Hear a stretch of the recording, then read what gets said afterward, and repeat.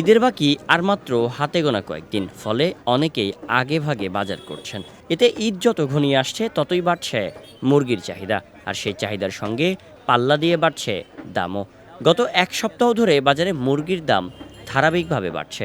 সপ্তাহের ব্যবধানে প্রতি কেজি মুরগির দাম প্রায় 40 থেকে 50 টাকা পর্যন্ত বেড়েছে।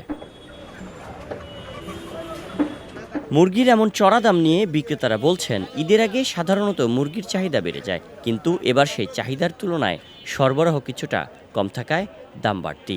এদিকে বিক্রেতাদের এমন যুক্তিতে ক্রেতারা বলছেন, ভোক্তা অধিদপ্তরের বেঁধে দেয়া দামের সঙ্গে মিল নেই বাজারে। গরমিল পাচ্ছি হচ্ছে ওখানে দেখাচ্ছে হচ্ছে 180 থেকে 190 প্রতি কেজি। এখানে আমি যখন আসছি তখন দেখাচ্ছে 260 করে পার কেজি। আমি চাচাকে জিজ্ঞেস করলাম যে চাচা এত বেশি প্রাইস কেন? চাচা বললো যে ওই রেট যেটা দেওয়া আছে বাজার দরে সেটা হচ্ছে খামারের প্রাইস।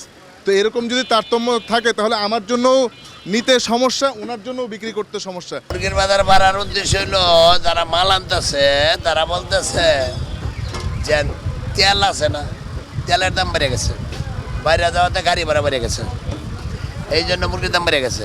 এরপরে ঈদের একটা গ্যারান আছে, ঈদ যে মুসলমানের বাংলাদেশের এটা একটা গ্যারান, এটার দামে বাড়ে অটোমেটিক। বাজারে মুরগির পাশাপাশি বেড়েছে গরুর মাংসের দামও। বাজার ঘুরে দেখা গেছে মানভেদে গরুর মাংস কেজি প্রতি বিক্রি হচ্ছে 750 থেকে 800 টাকায়। তবে মুরগি ও মাংসের বাজারে অস্থিরতা থাকলেও কিছুটা স্বস্তি মিলছে সবজির বাজারে। বর্তমান সবজির বাজার ঈদের আগে দাম কম আছে, কিন্তু বেচা কিনা কম।